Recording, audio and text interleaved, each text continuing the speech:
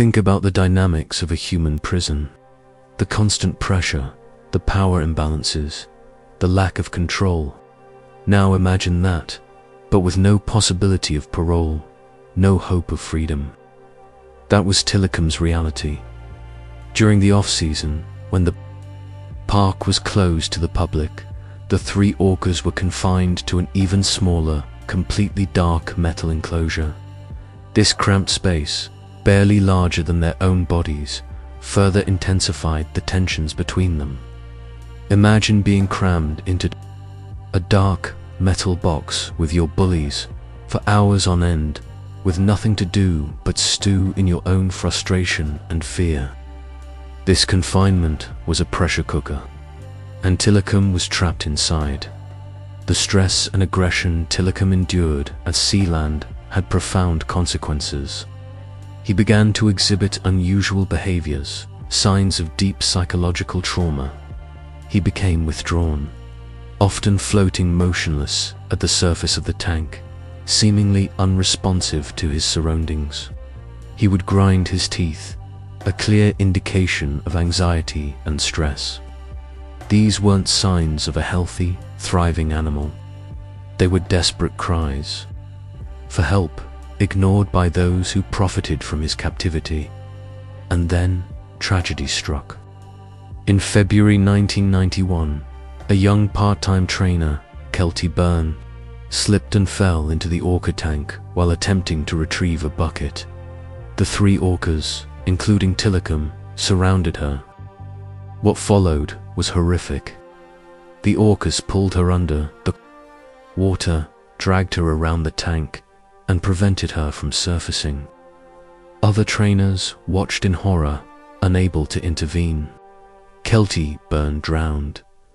Sealand initially downplayed Tilikum's role in the incident, claiming that the 2 female orcas were primarily responsible, but the truth was far more complex.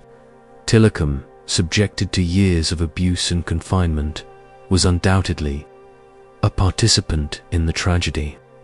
While it's impossible to know the exact motivations of the orcas, the incident highlighted the inherent dangers of keeping these powerful, intelligent animals in captivity. The death of Kelty Byrne sparked outrage and controversy. Sealand of the Pacific faced intense scrutiny and ultimately closed down. Tilikum, however, was not released back into the wild. Instead, he was transferred to SeaWorld Orlando, where he would spend the rest of his life. SeaWorld presented Tilikum as a valuable breeding asset, a source of future generations of captive orcas. They downplayed his role in the Sealand incident, focusing instead on his potential to contribute to their breeding program. He became SeaWorld's most prolific breeder, fathering 21 calves. But even at SeaWorld, the signs of Tilikum's troubled past persisted. He remained unpredictable and difficult to work with. He was often isolated from the other orcas, further exacerbating his stress and loneliness. SeaWorld implemented a series of safety protocols to protect trainers from Tilikum, but these protocols were often inconsistent and inadequate. Tilikum continued to exhibit unusual behaviors, including aggression towards other orcas and trainers. He would often refuse to perform, showing signs of agitation and stress. These were all warning signs, red flags that should have prompted SeaWorld to reconsider their handling of Tilikum. But the allure of profit, the pressure to maintain the illusion of safety and control, overshadowed these concerns. The reality was this: Tilikum was a deeply traumatized animal. His capture, confinement, and the constant stress of performing had taken a profound toll on his mental and physical well-being. He was a ticking time bomb, and on February 24, 2010, that bomb exploded with devastating consequences. But to understand that fateful day, we need to look at the life of Orca Brancheau, a trainer who dedicated her life to these magnificent creatures. A woman who believed in the power of connection and trust.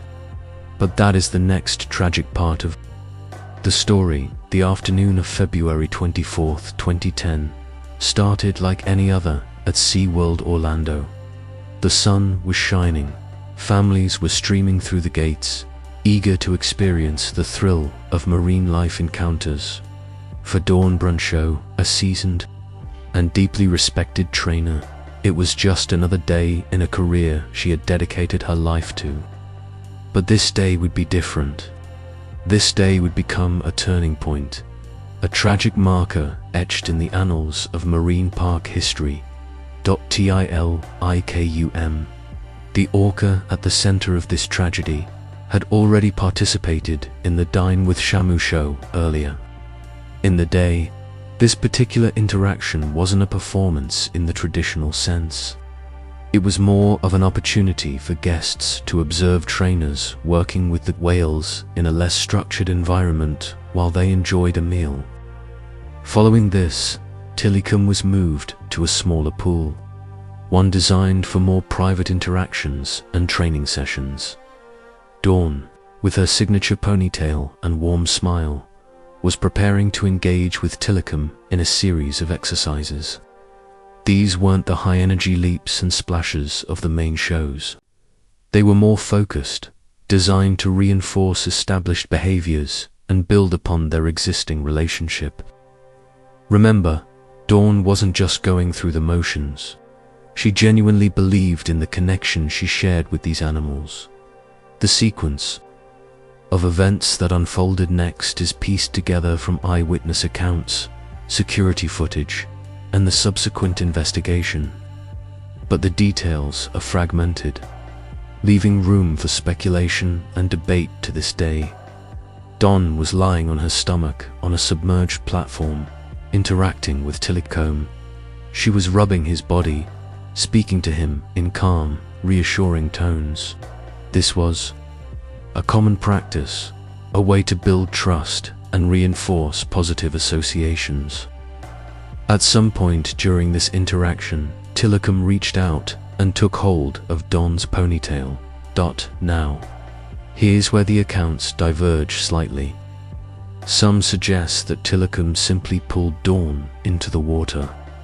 Others believe that he may have gently tugged at her hair, perhaps as a sign of playfulness or curiosity. Either way, the outcome was the same. Orca Brancheau was pulled beneath the surface. What happened next was a horrifying display of power. Tilikum, a 60-an apex predator, began to thrash violently. He pulled Dawn deeper into the water, preventing her from surfacing for air. Witnesses described a scene of chaos and panic, the water churning with the immense force of the whale. Trainers and staff rushed to the scene, desperately trying to intervene. They employed established emergency protocols, including throwing fish at Tilikum in an attempt to distract him and using nets to try and separate him from Dawn. But nothing seemed to work. Tilikum remained fixated on Dawn, refusing to release her. The situation escalated rapidly. It became clear that this was no accident, no playful interaction gone wrong. This was an attack, a deliberate act of aggression from an animal with a complex and troubled history. After what felt like an eternity, but was likely only a matter of minutes, Tilikum surfaced with Dawn. But it was too late. Dawn was unresponsive, her body limp and lifeless. The scene was gruesome. Tilikum had inflicted severe trauma, including fractures, dislocations, and the near severing of her left arm. The park was immediately placed on lockdown. Guests were ushered out, many in tears, struggling to comprehend what they had just witnessed. The vibrant atmosphere of SeaWorld was replaced by an eerie silence, broken only by the sounds of sirens and the hushed voices of first responders. Behind the scenes, A frantic effort was underway to recover Dawn's body. Tilikum was eventually coaxed into a smaller medical pool, allowing the recovery team to safely retrieve her. Paramedics rushed to the scene, but their efforts were in vain. Orca Brancheau was pronounced dead at the scene. The news sent shockwaves around the world. How could this happen? How could a trainer with Dawn's experience and dedication be killed by an animal she had worked with for years? The questions were immediate and relentless. The aftermath was devastating. For Dawn's family, the loss was immeasurable. For her colleagues, the trauma was profound. And for SeaWorld, the incident triggered a crisis that would challenge its very existence. The park closed its doors temporarily as investigators descended upon the scene. OSHA, the Occupational Safety and Health Administration, launched a full investigation, meticulously examining every aspect of SeaWorld's training practices, safety protocols, and the history of Tilikum himself. The investigation revealed a disturbing pattern.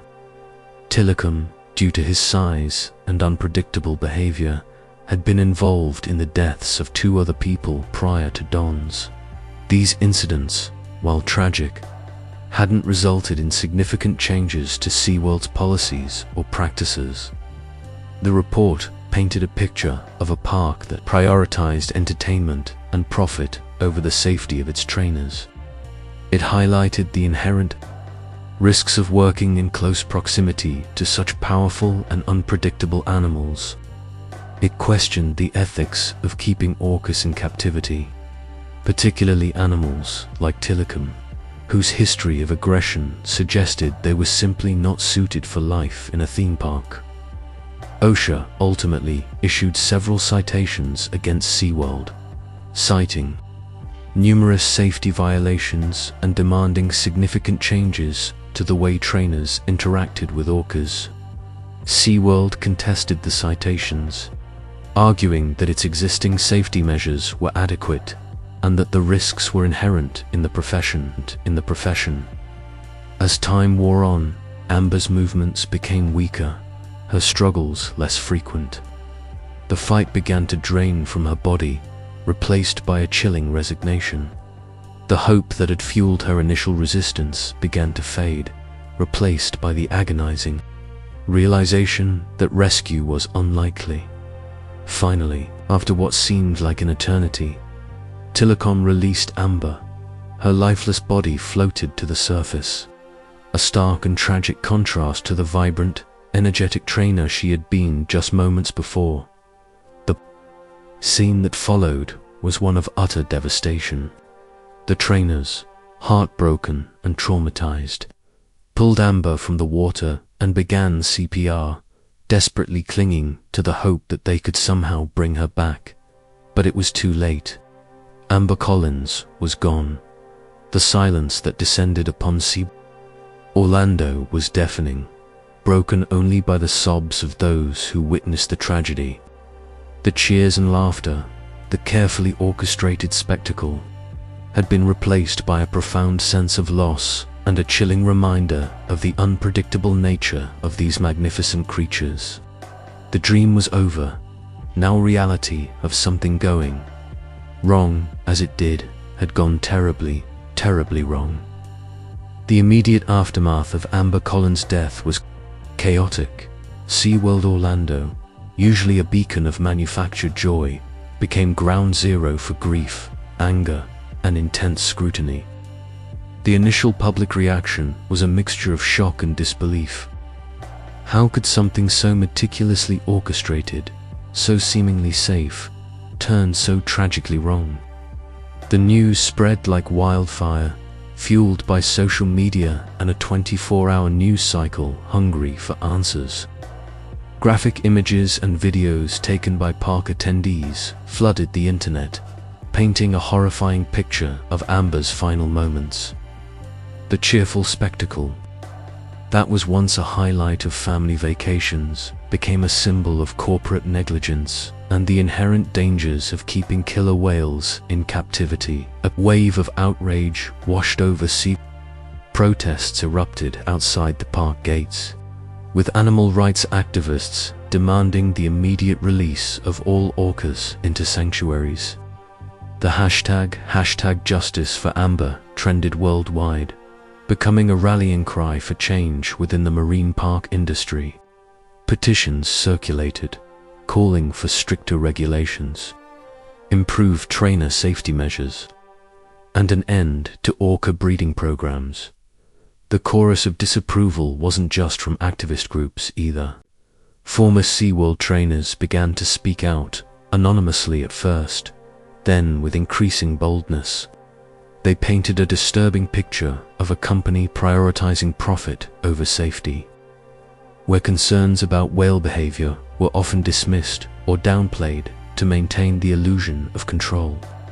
They spoke of the immense pressure to perform, the inadequate training, and the inherent risks of working in such close proximity to powerful, unpredictable animals. These accounts, often filled with personal anecdotes and chilling nemesis, added fuel to the already raging fire. Simultaneously, multiple investigations were launched. The Occupational Safety and Health Administration, OSHA, immediately began its own inquiry, focusing on SeaWorld's safety protocols and whether they met legal requirements. The investigation delved into the park's training methods, emergency procedures, and the history of incidents involving orcas. Evidence was gathered, witnesses were interviewed, and a thorough review of SeaWorld's safety record was conducted. Alongside OSHA, the National Marine Fisheries Service, NMFS, initiated its own review, examining the legality of SeaWorld's permits to house and display orcas. This investigation scrutinized the park's compliance with the Marine Mammal Protection Act and assessed the potential impact of captivity on the whales' well-being. These investigations were not just bureaucratic exercises, they were battles that would determine the future of SeaWorld and the captive orca industry as a whole. The findings would shape public opinion, influence legal decisions, and ultimately determine whether SeaWorld could continue operating in its current form. The impact of Amber's death extended far beyond the immediate legal and regulatory consequences. It sparked a fundamental shift in public perception of orcas in captivity. The once beloved creatures, portrayed as friendly performers, were now seen as complex, intelligent animals suffering from the psychological and physical stresses of life in confined tanks. Documentaries like Blackfish, released shortly after Amber's death, played a significant role in shaping this evolving narrative. The film presented a compelling case against keeping orcas in captivity, highlighting the unnatural conditions, the truncated lifespans, and the documented instances of aggression towards trainers. Blackfish became a cultural phenomenon, further galvanizing public opposition to SeaWorld and prompting boycotts that significantly impacted the park's attendance and revenue. The company responded with a massive public relations campaign, attempting to refute the claims made in Blackfish and defend its animal care practices. SeaWorld launched initiatives focused on conservation and rescue efforts, highlighting its commitment to marine animal welfare. But the damage was done. The image of SeaWorld as a family-friendly entertainment destination was irrevocably tarnished. The years following Amber's death, SeaWorld underwent a series of significant changes. The company phased out its orca shows, replacing them with more educational presentations focused on the whale's natural behaviors. It also pledged to end its orca breeding program, marking a historic shift in its approach to animal care. While these changes were welcomed by many, some critics argued that they were too little, too late, and that SeaWorld should completely abandon its orca captivity program. Amber Collins' death became a watershed moment, not only for SeaWorld but for the entire marine park industry. It forced a long overdue reckoning with the ethical implications of keeping intelligent, social animals in captivity for human entertainment. Her legacy lives on through the ongoing efforts to improve trainer safety, advocate for marine animal welfare, and educate the public about the complexities of orca behavior. While the joy and wonder of seeing these magnificent creatures up close may remain, it now comes with a somber understanding of the sacrifices made and the profound questions raised by their lives behind glass walls. The ripples of that fateful day continue to spread, shaping our understanding of the relationship between humans and the wild, one wave at a time.